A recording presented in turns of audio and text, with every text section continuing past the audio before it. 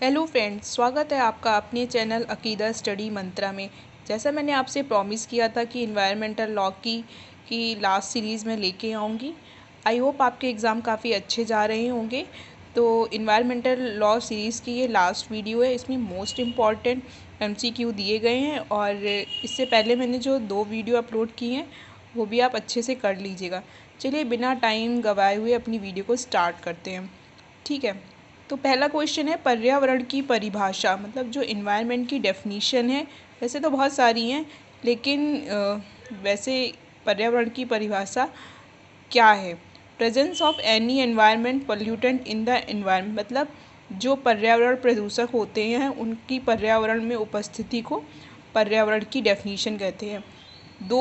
पर्यावरण की 2-3 डेफिनीशंस होती हैं। ये डेफिनीशन मोस्टली एग्ज़ाम में पूछी गई है, इसलिए मैंने आपको बता दिया। दूसरा है कि कभी कभी क्या होता है कि जैसे कि कोई भी धार्मिक उत्सव हो रहा, रिलीजियस महोत्सव होते हैं, तो उसकी वजह से क्या होता है, नॉइस पोल्यूशन होता है, बहुत तेज़ी से आवाज़ आती है। तो उसकी वजह से लोग क्या करते हैं, याचिका दायर करते हैं। तो धार्मिक उत्सवों की वजह से पर्यावरण प्रदूषण को हम लोग क्या बोलते हैं, डिफाइलमेंट कहते हैं। क्या बोलते हैं, डिफाइलमेंट बोलते हैं। ये क्वेश्चन ज़्यादा इम्पॉर्टेंट नहीं है, लेकिन एक बार एग्ज़ाम में पूछा गया था, तो इसलिए मैंने आपके लिए लिख दिया। पर्यावरण अधिनियम 1986 की किस धारा में प्रदूषककर्ता पेनाल्टी भरता है? इन्वायरमेंट प्रोटेक्शन एक्ट 1986 में एक धारा है। कौन सी धारा है? यह धारा है 16।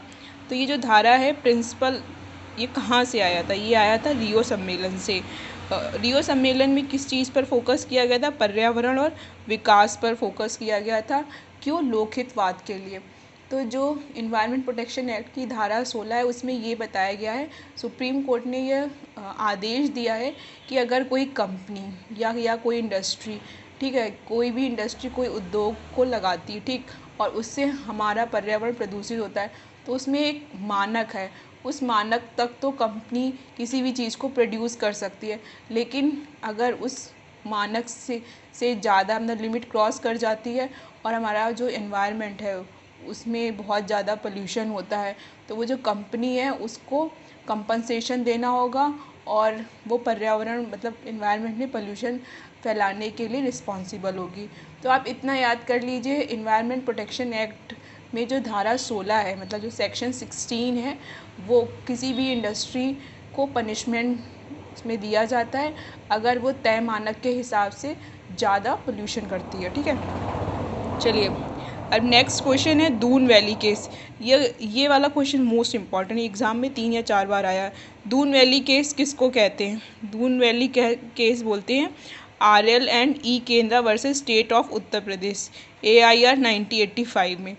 इस केस में बेसिकली क्या था, कुछ पत्थरों की शिफ्टिंग हो रही थी, उसकी वजह से सॉयल की जो फर्टिलिटी होती है उसमें क्या आ रही थी, कमी आ रही थी। मेनली इसमें हमारा जो इन्वायरमेंट था वो डिग्रेड हो रहा था। ठीक है, तो इसलिए इस केस को दून वैली केस कहा जाता है। ठीक, ये काफ़ी इंपॉर्टेंट केस है, इसको आप याद कर लेना कि दून वैली केस किसके नाम से फेमस है। लोकहितवाद का सिद्धांत निम्न में किस केस पर दिया गया था? जो लोकहितवाद का सिद्धांत है इसके लिए मतलब ये कहाँ से आया था? ये आया था MC Mehta versus Kamalnath 1997। MC Mehta के काफ़ी केसेस हैं, तो इनको आप अच्छे से 2 या 3 केसेस हैं जो एग्ज़ाम में रेगुलर पूछे जाते हैं, तो आप इन केसेस को अच्छे से याद कर लेना। तो लोकहितवाद का सिद्धांत कहाँ से आया था? MC Mehta versus Kamalnath 1997। राज्य के नीति निर्देशक तत्व के किस अनुच्छेद में पर्यावरण संरक्षण पर बल दिया गया है? यह अनुच्छेद है 48 है। तो ये वाला कॉन्सेप्ट मैं आपका ऐसे क्लियर कर सकती हूँ कि देखिए, जो किसी भी व्यक्ति का जो जीने का अधिकार है वो संविधान के किस अनुच्छेद में दिया गया है? अनुच्छेद 21 में, मतलब आर्टिकल 21 में दिया गया। और सुप्रीम कोर्ट ने माना है कि किसी भी व्यक्ति को जीने का जो अधिकार है वो कौन प्रोवाइड करता है? हमारा संविधान प्रोवाइड करता है। ठीक है, तो इसी के लिए जो स्टेट है उसकी रिस्पॉन्सिबिलिटी है कि वो वहाँ के नागरिकों के लिए एक स्वच्छ वातावरण, मतलब जो वहाँ का पर्यावरण है उसको संरक्षित करे। तो राज्य के नीति निदेशक तत्व के आर्टिकल 48A में दिया गया, और जो मूल अधिकार है उसके आर्टिकल 51A में दिया गया। ये नागरिकों की जिम्मेदारी है कि वो अपने पर्यावरण को क्या करें, सेव करें। पृथ्वी सम्मेलन कहाँ, अर्थ समिट कहाँ हुआ था? हमारा जो एनवायरनमेंट है वो बेसिकली क्या है कि हम लोग बहुत सारी एक्टिविटीज़ करते हैं, उससे जो हमारा एनवायरनमेंट है वो पल्यूट होता रहता है, प्रदूषित होता रहता है। तो अगर हम ग्लोबल लेवल पे सोचें, अंतर्राष्ट्रीय स्तर पर सोचेंगे, तो जितनी भी कंट्रीज़ हैं उनको इसके लिए क्या करना चाहिए, स्टेप उठानी चाहिए। तो आज से 1992 उस टाइम पर क्या हुआ था, 182 कंट्रीज़ के जो रिप्रेजेंटेटिव थे, मतलब जो प्रतिनिधि थे, वो ब्राज़ील के रियो सिटी में क्या हुए थे, कलेक्ट हुए में एकत्रित हुए थे। और उसके बाद पर्यावरण के सब्जेक्ट पर चर्चा की गई थी कि हमें कैसे रहना है और जो हमारे नेचुरल रिसोर्स है वो फ्यूचर जनरेशन के लिए क्या रहें, सेफ रहें। तो ये कहाँ हुआ था, रियो में हुआ था। और ये सम्मेलन कब हुआ था, 21 जून 1992 को हुआ था। चलिए अब नेक्स्ट आता है। अच्छा फ्रेंड्स, आप अच्छे से पढ़िए और जैसा भी पेपर हो तो कमेंट सेक्शन में कमेंट जरूर करिएगा। नेक्स्ट क्वेश्चन है, एयर एक्ट तथा पर्यावरण संरक्षण अधिनियम कब पारित हुआ, किसके द्वारा पारित हुआ? जो एयर एक्ट तथा वायु अधिनियम 1981 में पारित हुआ था। एनवायरनमेंट प्रोटेक्शन एक्ट 1986 में पारित हुआ था। इसको पारित किसने किया था, संसद ने किया था, ठीक है।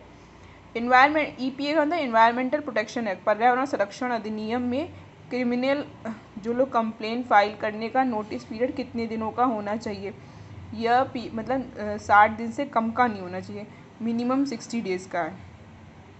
संसद ने जल अधिनियम को किसकी प्रार्थना पर बनाया था? संसद ने जल अधिनियम मतलब जो वाटर एक्ट है वो किसकी प्रार्थना पर बनाया था? 1974 को राज्य मतलब जो स्टेट है उसकी प्रार्थना पर बनाया था। साफ पानी पीना व स्वच्छ वातावरण अनुच्छेद 21 के अंतर्गत आते हैं। यह जीवन जीने की प्रारंभिक कारण है। मैंने आपको बताया ना कि जैसे कोई व्यक्ति है, ठीक है, वो जीना चाहता है, तो हमारे संविधान में ये दिया गया किसी भी व्यक्ति को जीने का अधिकार है, प्राण व दैहिक स्वतंत्रता का अधिकार है, जिसके अंतर्गत स्वच्छ वातावरण, साफ पानी को भी सम्मिलित किया गया। ये संविधान के अनुच्छेद 21 में आता है। इस क्वेश्चन को तो आप बिल्कुल रट लीजिएगा, मगअप कर लीजिए। नेक्स्ट क्वेश्चन है, पोषणी विकास, इसको बोलते हैं सस्टेनेबल डेवलपमेंट में कितने सिद्धांत हैं? ये क्वेश्चन मोस्ट इम्पॉर्टेंट है। इसमें जो हमारा सस्टेनेबल डेवलपमेंट है वो बेसिकली 3 प्रिंसिपल पर बेस्ड है, मतलब 3 सिद्धांतों पर बेस्ड है, ठीक है। पर एक तो इसमें प्रिंसिपल ये है कि जो पर्यावरण को पल्यूट करेगा तो उसको उसका फ़ाइन देना पड़ेगा, ठीक है। और अगर हमें पता है, दूसरा है पूर्वाग्रह का सिद्धांत। इसमें ये होता है कि अगर आपको पता है कि कोई फ्यूचर में कोई घटना ऐसी जो पर्यावरण को नुकसान पहुंचाएगी, तो उससे बचने के लिए हमें पहले से ही प्रिकॉशनरी मतलब अच्छी स्टेप, प्रिवेंटिव स्टेप ले लेनी चाहिए। रक्षात्मक मतलब प्रिवेंटिव स्टेप हमें उठाने चाहिए। तीसरा है, हमें तर्क संगत और युक्त विकास करना चाहिए, ठीक। पर्यावरण विधि वह विधि है, पर्यावरण विधि क्या विधि है? पर्यावरण विधि वह विधि है जो पर्यावरण मतलब संरक्षण से सरोकार रखती है, इन्वायरमेंटल प्रोटेक्शन पर जोर देती है, इन्वायरमेंट में जो पोल्यूशन होता है उसको कंट्रोल करती है। तीसरा, इन्वायरमेंट की प्रोटेक्शन के लिए इसमें ऑफिसर्स को अपॉइंट किया जाता है और उनके कार्यों की समीक्षा की जाती है, ठीक है। तो ये अगर जैसे मान लीजिए अगर आपके ऑप्शन में ये चारों पॉइंट आते हैं तो ये ऐसे आएगा कि पर्यावरण विधि वह विधि है जो पर्यावरण को संरक्षित करती है, पर्यावरण प्रदूषण का नियंत्रण करती है, पर्यावरण प्राधिकारी की नियुक्ति करती है, और उपयुक्त में से सभी सही हैं। तो आपका ऑप्शन डी हो जाएगा।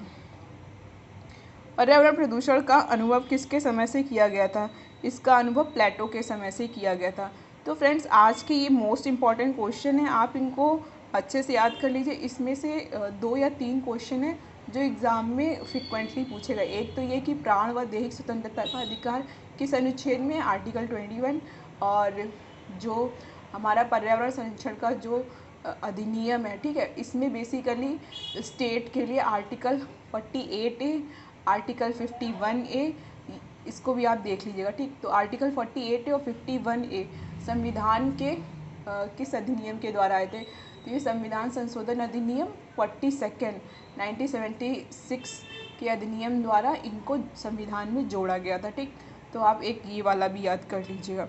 और इन्वायरमेंट प्रोटेक्शन एक्ट की किस धारा में किसी भी कंपनी को पर्यावरण को प्रदूषित करने में दंडित किया जाता है धारा 16 में, ठीक, मतलब सेक्शन 16 में। तो ये 4 क्वेश्चन तो मोस्ट इम्पॉर्टेंट है और ये एग्ज़ाम में 100% आएंगे, ठीक। तो फ्रेंड्स, ये अब तक मैंने 3 वीडियो अपलोड करी है, एक वीडियो और है, वो भी आप चेक कर लीजिएगा एक बार। इसका लिंक मैं नीचे कमेंट में डाल दूँगी। चलिए, आप अच्छे से पढ़ाई करिए और अगर आपको वीडियो अच्छी लगती है तो प्लीज़ प्लीज़ चैनल को लाइक और सब्सक्राइब कीजिए, क्योंकि आपको भी पता है एक वीडियो बनाने में काफ़ी मेहनत लगती है। तो friend, best of luck for your exam. मिलते हैं नेक्स्ट वीडियो के साथ, तब तक के लिए बाय बाय।